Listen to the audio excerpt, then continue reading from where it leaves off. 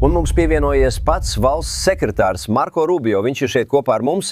Kungs, paldies, ka veltījāt savu laiku. Es zinu, ka esat aizņemts un jums ir daudz lietu, kas jāatrisina. Vai mēs varam sākt ar jautājumu tiem amerikāņiem, kuri varbūt nesaprot, kāpēc? Tagad es vēlos šo jautājumu apskatīt ļoti konkrēti un detalizēti par tā nepieciešamību tieši tagad, kad tuvo austrumu sūtnis Stīvs Vitkovs ieradās šajā programmā. Un viņš paskaidroja, ka Irāņi neapspriedīs jautājumu par atteikšanos no savas kodolieroču programmas.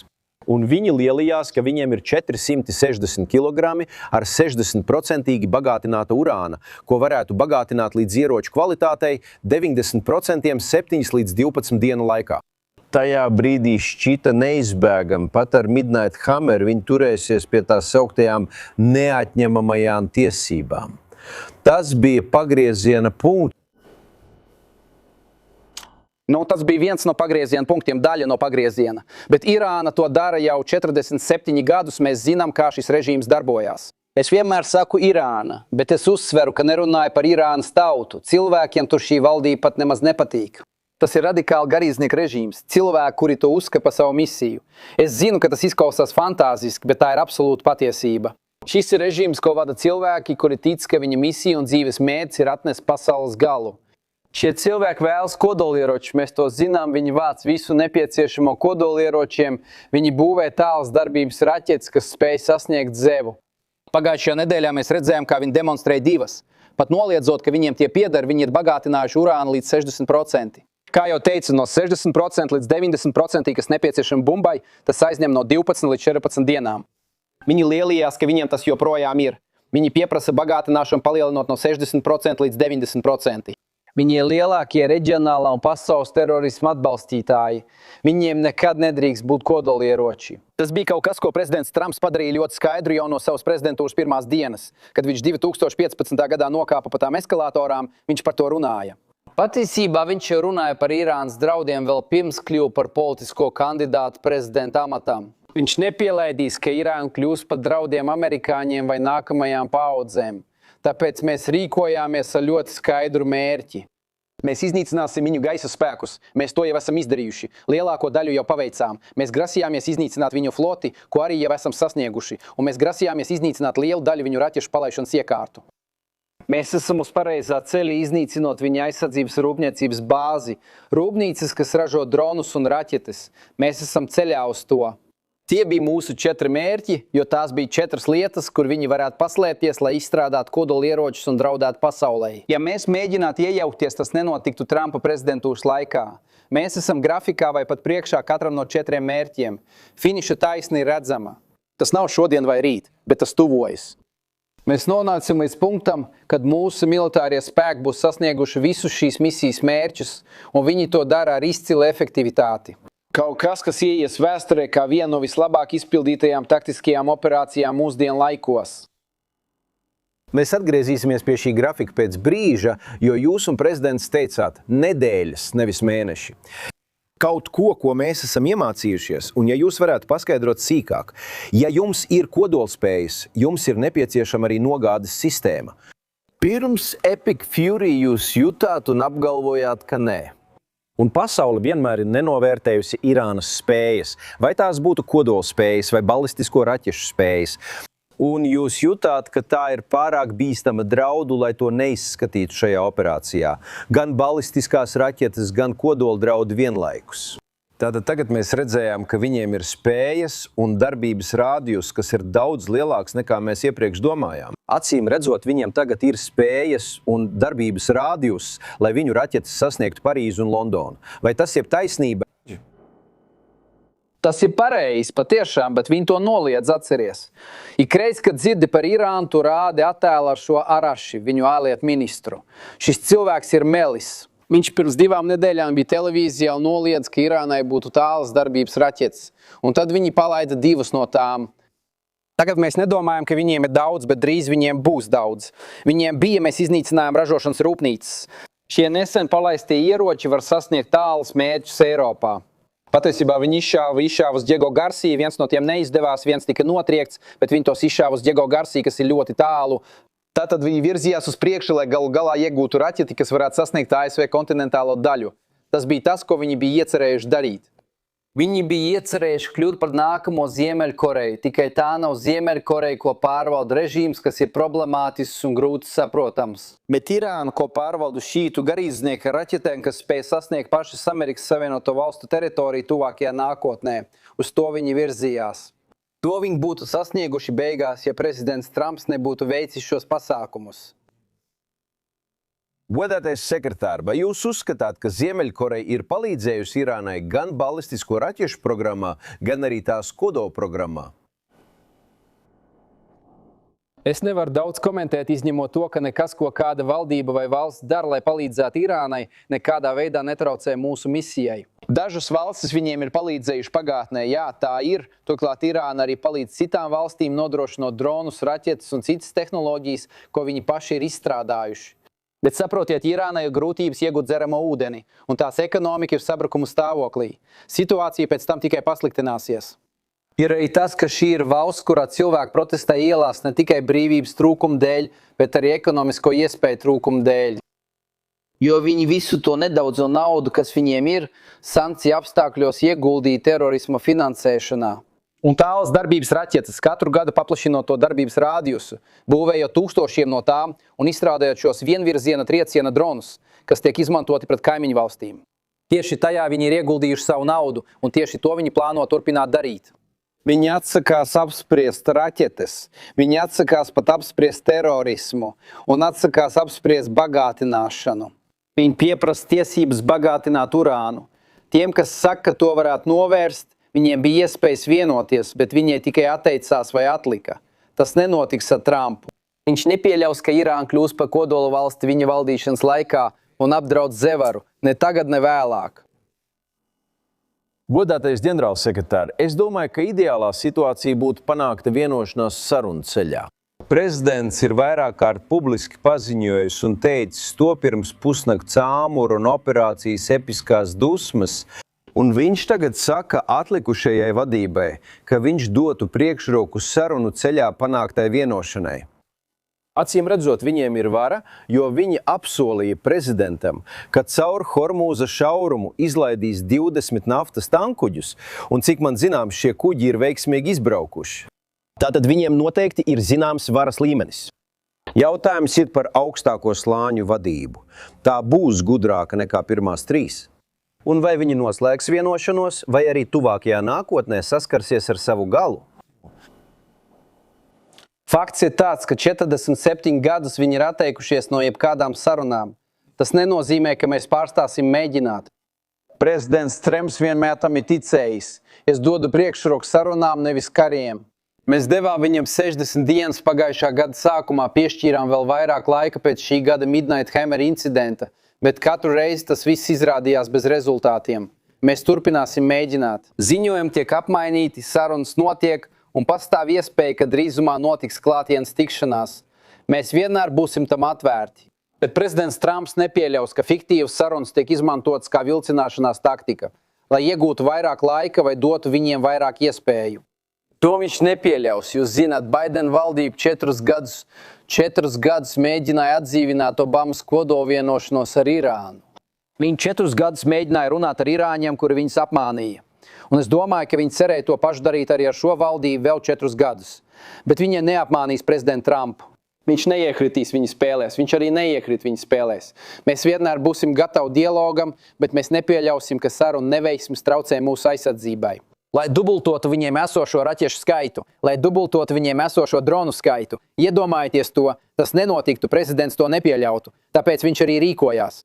Un es atceros, ka klausoties ziņojums ir nomācoši dzirdēt, ka mēs nezinām mērķus. Tie ir skaidri, atkārtoju, mēs sasniegsim visus 4.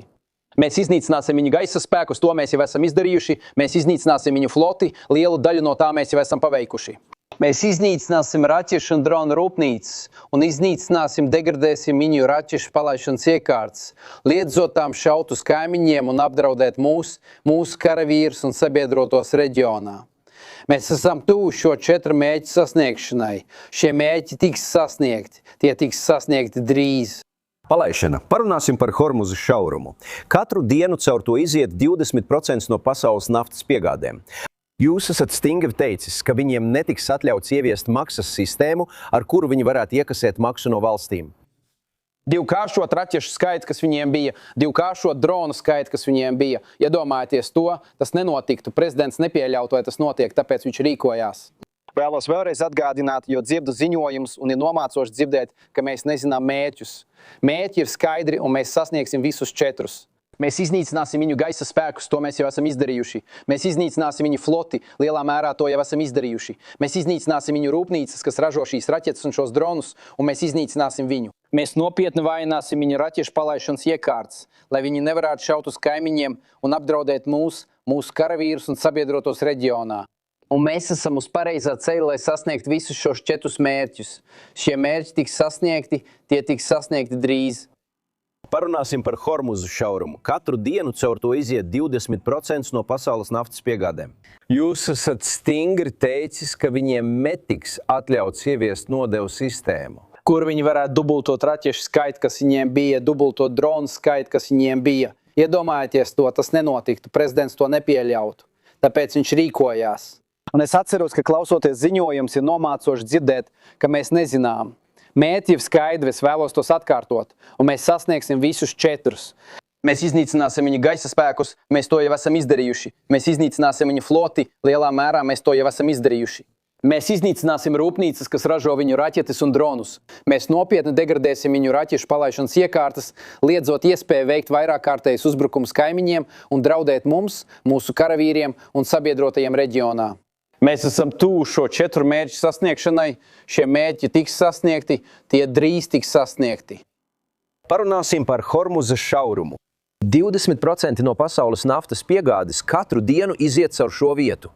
Jūs stingri esat teicis, ka viņiem netiks atļauts ieviest maksas sistēmu, kurā viņai varētu iekasēt maksu no valstīm, kas pārvieto miljonus dolāru. Papildus tam, ka tiek nodrošināta brīva naftas plūsma par tirgus cenām, tas ir būtiski pasaules ekonomikai, mazāk Amerikas ekonomikai. Un tas rada jautājumu par NATO, kur es apskatīšu pēc brīža. Cik svarīgi tas ir un kā jūs nosakāt, vai Cispra spēkiem būs droši atkāpties, zinot un esot pārliecinātiem, ka šaurums būs atvērts brīvai naftas plūsmai? Hormuza šaurums ir starptautiskie ūdeņi. Jebkāda Irānas veiktā komerciālās satiksmes bloķēšana ir nelikumīga. Tiem, kas aizstāv starptautiskās tiesības, brīvas pārvietošanās ierobežošana šajos ūdeņos ir atklāts jūras tiesību pārkāpums.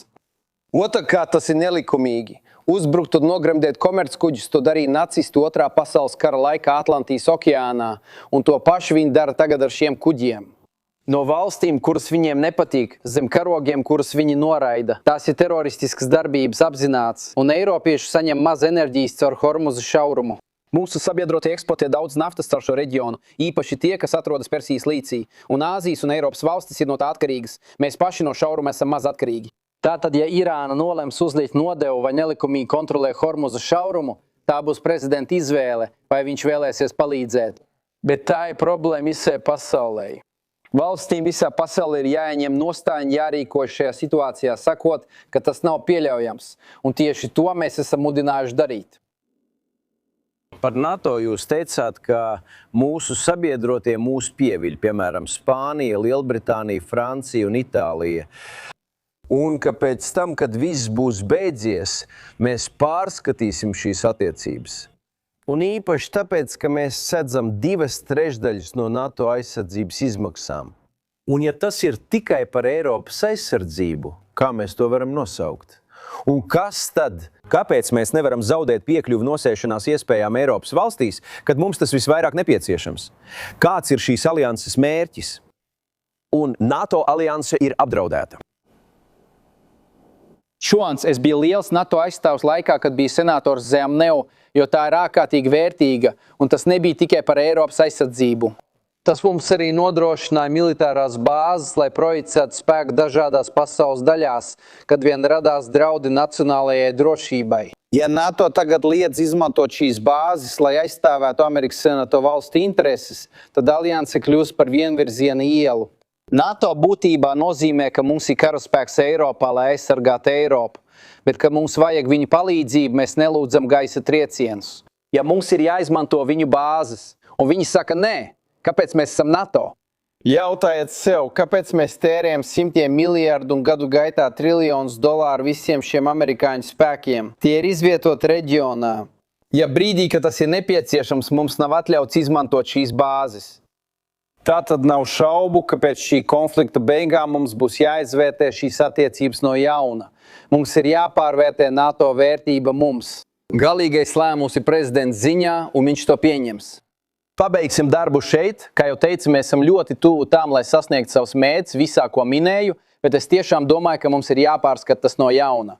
Vai šī alianse, kas ir labi kalpojusi valstī, joprojām pilda savu mērķi, vai arī tā tagad ir kļuvusi par vienvirziena ielu, kur Amerika aizstāv Eiropu? Bet, kad mums ir nepieciešama palīdzība, mūsu sabiedrotie mums liedz tiesības izmantot bāzes un pārlidojuma atļaujas. Tie ir pamatoti jautājumi, kurus mums jāuzdod un kuri tiks rūpīgi izvērtēti pēc konflikta. Mēs sedzam 2/3 no šī budžeta. Mēs tērējam $1 triljonu gadā. Izmantojot izdevību, es lūkšu jūsu uzmanību. Atjauninājums par Venecuēlu. Vai jūs šodien tikāties ar Venecuēlas opozīcijas līderi Mariju Korinu Mačado? Delcija Rodrīgas šķiet sadarbojās ar Zineo, un, ja iespējams, sniedziet atjauninājumu par Kubu. Vai šķiet, ka viņas krišana ir kaut kādā ziņā nenovēršama? Par Venecuēlu. Atceries, ka mums bija 3 virziena plāns. Pirmais bija stabilizācija. Mēs nevēlējāmies masveida migrāciju valstī. Mēs necentāmies izraisīt pilsoņu karu vai nekārtības ielās. Tas lielā mērā tika sasniegts. Patiesībā mēs neko no tā neredzējām. Otrais posms ir atvesļošanās fāze, kurā mēs pašlaik atrodamies, kur redzam ne tikai ekonomiskā atvesļošanās Venecuēlā, bet arī ekonomiskā atvesļošanās, kas ir izdevīga Amerikas Savienotajām valstīm. Viņi piegādā naftu mūsu pārstrādes rūpnīcām. Ar peļņu, kas tiek noguldīta bankas kontos, kurus kontrolē Zemērio valsts kase, lai tas nāktu par labu Venecuēlas tautai, nodrošinot, ka nauda netiek nozagta. Kā daļa no šīs atvesļošanās simtiem politisko ieslodzīto tika atbrīvoti. Vai jūs to redzējāt? Bēdīgi slavenais cietums, kurā tika turēti visi politiski ieslodzītie, tika slēgts tikai 3 mēnešu laikā. Un tas, kas tika panākts Venecuēlā, ir ārkārtējs. Galu galā ir jābūt pārejas posmam. Venecuēlā būs jānotiek brīvām un godīgām vēlēšanām. Un šim brīdim ir jāatnāk. Ziniet, tas nebūs mūžīgi, bet mums jābūt pacietīgiem, taču arī nedrīkstam būt pašapmierināti. Un tāpēc es jūtos ļoti labi par progresu Venecuēlā. 3 mēnešu laikā pesimisti, kuri teica, ka viss ies greizi pēc tam, kad Maduro tiks sauks pie atbildības, tagad ir spiest atzīt, ka viņiem nebija taisnība. Līdz šim pēdējos 3 mēnešos Venecuēlā viss ir noritējis labi. Kubas gadījums ir traģisks. Kuba ir ekonomiskais modelis, kas nestrādāt nekur. Tas pat nav īsts modelis. Kubā nav ekonomikas. Burtiski ekonomika neeksistē. Un, diemžēl, cilvēki, kas tur vada valdību, ir nekompetenti un nespēja atrisināt šīs problēmas. Kubai ir vajadzīgas 2 lietas – ekonomiskās reformas un politiskās reformas. Nav iespējams salabot ekonomiku, nemainot valdības sistēmu. Viņiem ir daudz problēmu, bez šaubām drīz būs vairāk ziņu, jo arī mēs pie tā strādājam. Un jūs joprojām uzskatāt, ka līdz šī konflikta beigām ir palikušas nedēļas, nevis mēneši? Jā, es domāju, ka mēs esam tuvu savu mērķu sasniegšanai. Es nevēlos noteikt termiņu, bet mēs to varam. Redziet finiša līniju. Tas nozīmē, ka mēs būsim sasnieguši visus prezidenta izvirzītos mērķus. Ja mēs tos sasniegsim, mēs neļausim Irānai tuvākajā nākotnē iegūt kodolieročus, padarot pasauli un mūsu valsti drošāku. Prezidenta galvenais uzdevums ir nodrošināt amerikāņu drošību. Trumps vienmēr mūs pasargās, un to viņš dara arī tagad. Paldies Dievam, viņš rīkojās, jo vairākiem Amerikas prezidentiem bija iespēja rīkoties, bet viņi neko nedarīja, vai pat visu pasliktināja. Valsts sekretāra Marko Rubio, paldies, ka atnācāt.